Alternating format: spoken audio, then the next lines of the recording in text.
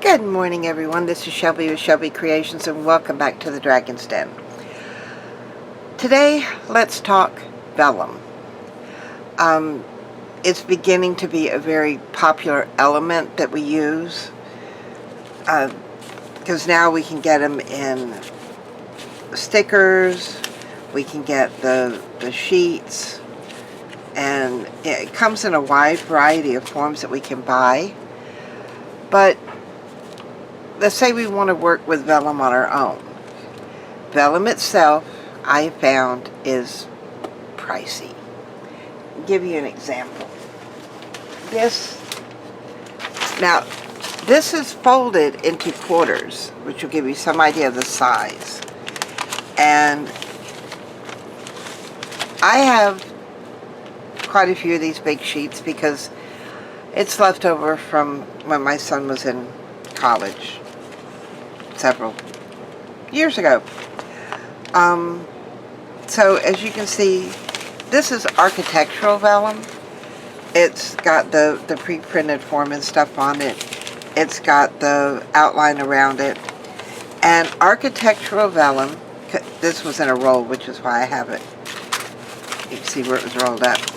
Is a thick vellum. Well, not.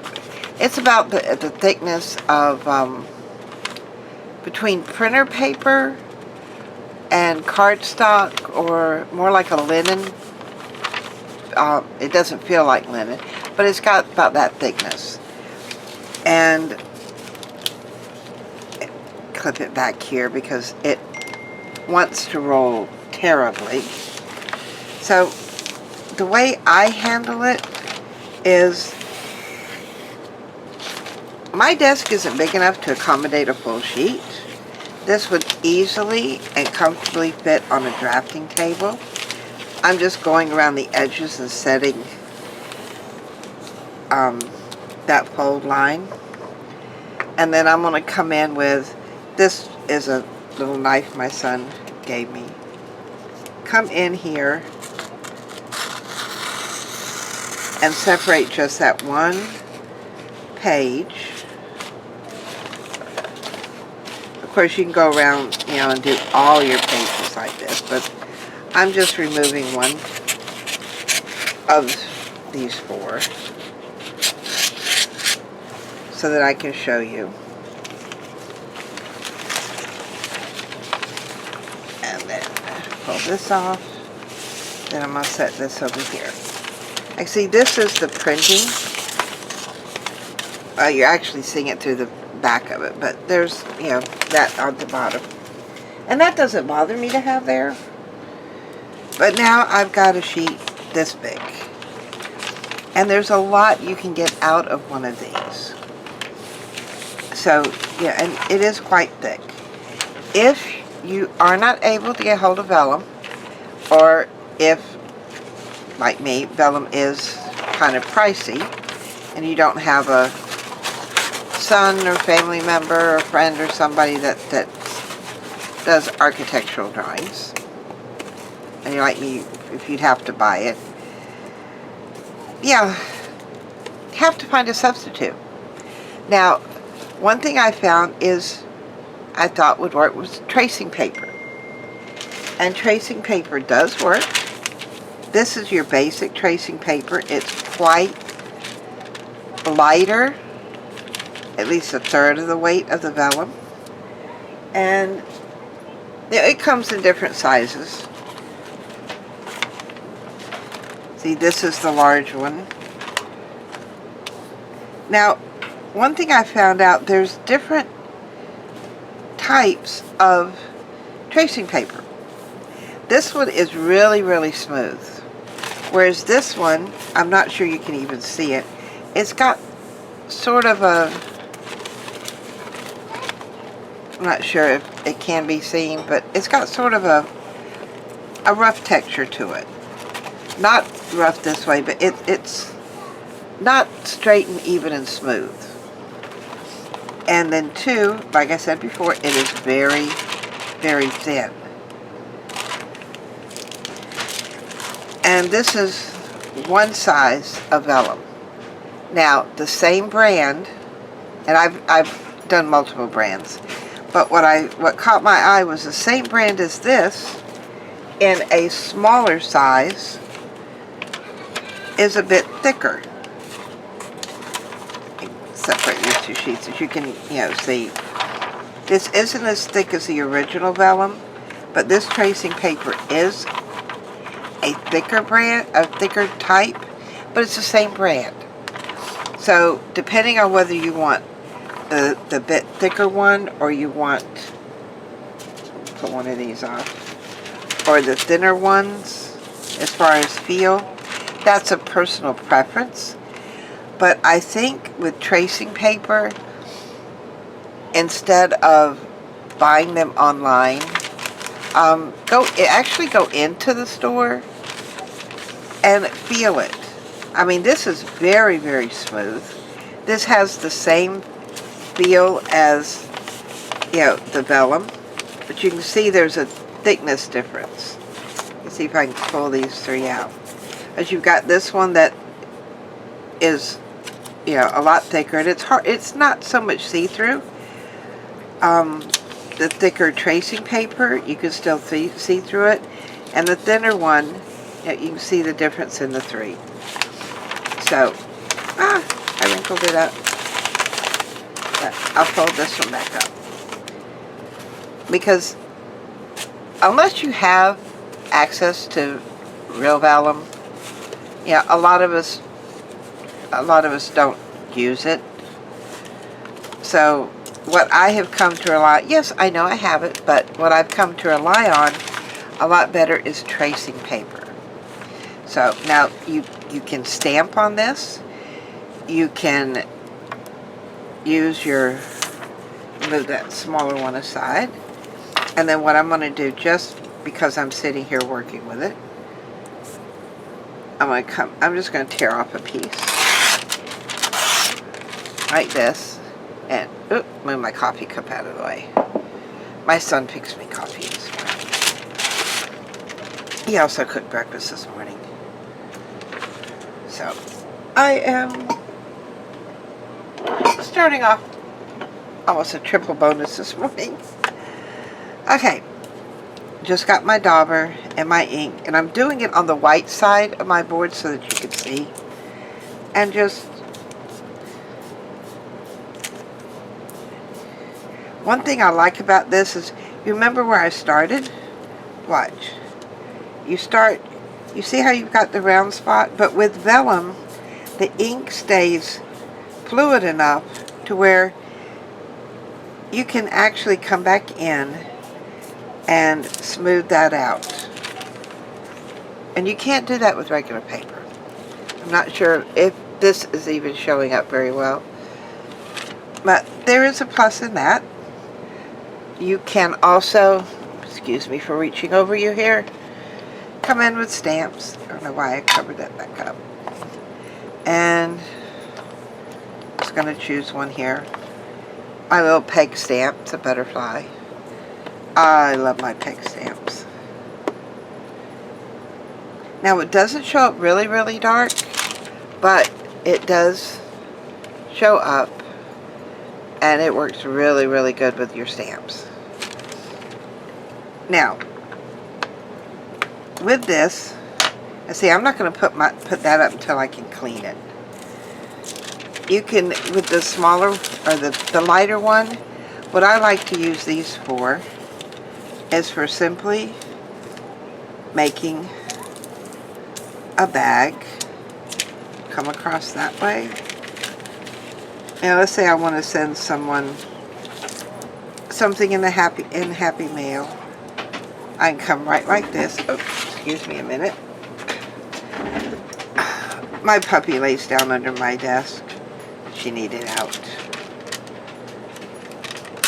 Which wouldn't be a problem if she was a smaller dog, but at 185 pounds, when she wants out, you let her out. Okay, crease that good under here. Now when you're gluing tracing paper or vellum or anything see-through like this, if you use a regular glue, either it's not going to stick very well, or you will get that like wrinkly stuff, the wrinkly feel, because it is water-based. And tracing paper does not go very well, or doesn't work very well with water. I do suggest you use Fabri-Tac. Now, just put a line down there, fold this over, and I'm going to push it this way.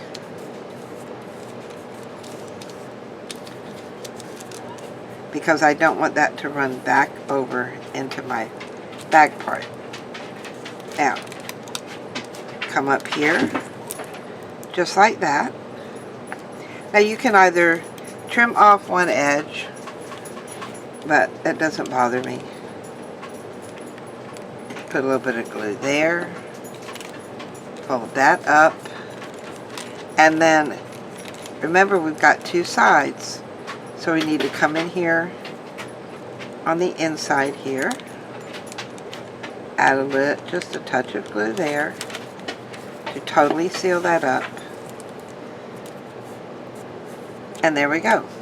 Put the lid on that. And there you've got a little bag. And you can put little pieces of ephemera in here, or stickers or whatever. Fold it over and it will easily sit in the pocket of your journal. So that's one thing you can do with it. Another is you can make envelopes with it. And then, anything you can fold up. And that's what I like using the lightweight one for. So this is really good. Like I said, you can stamp it, do whatever. You can use these in your journal to go as overlays. And it's the same with even the thicker one. You can, do the same with that. But one thing that I can do with the thicker one that I cannot do with the thinner is run it through my printer. My printer does not like the thin one, so I have to use the thicker. Now, all of you remember my go-to piece of fabric, that I love. I will put this through my printer and print out paper with this design. And if you find material that you like, that you can do that. Run it through your printer. Make sure you hit the color part, and you've got an endless supply of endless supply. I am tongue-tied this morning. Excuse me just a minute. Have a sip of my coffee. Maybe that will help. With my material, I can print this off and use the paper anytime I want it. So that's almost like my endless supply. And that is what I did here. Let me see if I can find just a blank sheet. You would think somewhere I would have a blank sheet of paper. Well, I'll put all this underneath it. That is from that piece of material. Now, a warning, when you do run it through your printer, it's going to come out wet.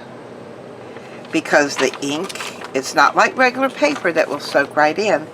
You have to set it aside and let it dry.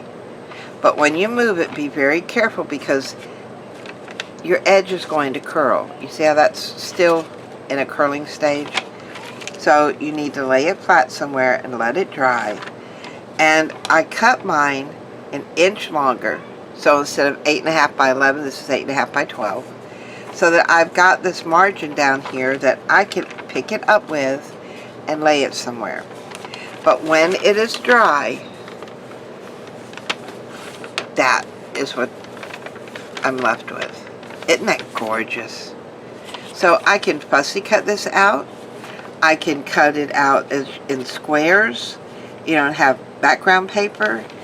So the possibilities are endless. It's what you got it, print it, let it dry, and you can do whatever you want to with it.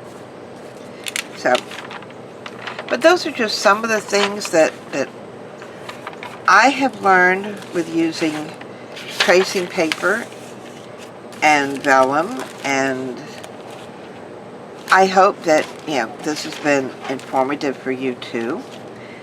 Maybe it'll inspire you to go out and, get you a pack of tracing paper. Like I said, go in and feel it, whether you want the thin or the thicker one. And, give it a try. And if you want to save up even just one sheet of this, if you wanted to go through and purchase one sheet, look, and this is just a fourth of it. So, but just be prepared. It is a little pricey. I think the last time I actually had to buy a sheet, which has been a couple of years ago, it was last year. I had to buy a sheet because I couldn't find the roll I had, and I needed a sheet, so I went and bought a sheet, and it was like $5.99 for one sheet. To me, that's pricey. But, if you want to try it, buy one sheet and see how it goes. And then check out the tracing paper. The same brand will have different feels, different thicknesses. So, look around. I go in, and usually I get mine from Hobby Lobby. Their brand name in the tracing paper stuff is called Master's Touch. And both of those that I showed you were the same brand, the same cover color. It's just different sizes. So play the touchy-feely game with your tracing paper so that you know which one you want to buy. Bring it home and experiment. If you do use it with a punch, I would suggest getting it like a scrap piece of copy paper and sandwiching it in between, because my punches do not like dealing with tracing paper or vellum. I don't know why, but if I sandwich it between, with a piece of copy paper, and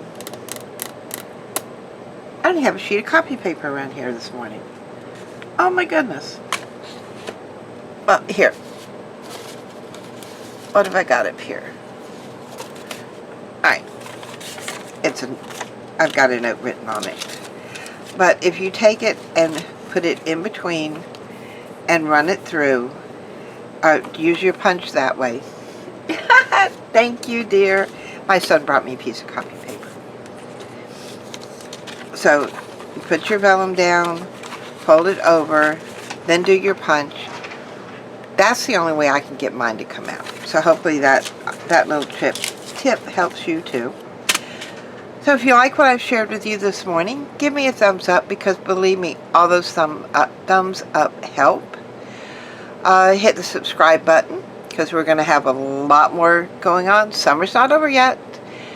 And click on the notification bell so you'll be notified on the next upcoming video with crafty hints, tips, and working in journals, and just having loads of fun with paper.